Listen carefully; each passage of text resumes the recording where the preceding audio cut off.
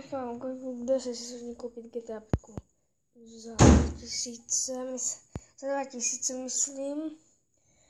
A vyplatí se vám to, protože můžete mě tady ten Acer Windows 7.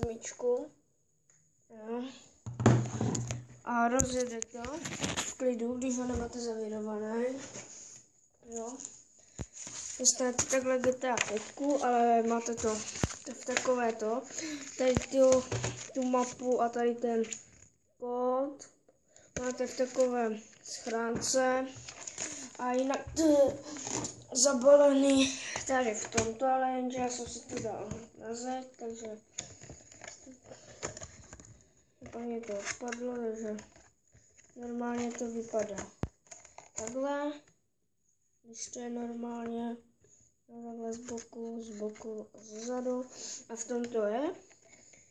Jo, a kupte si to v Praze, jděte do velkého Teska. A když to nebudou mít v Tesku, tak v Tesku je takový obchod s hrama. A tam vám to prodají.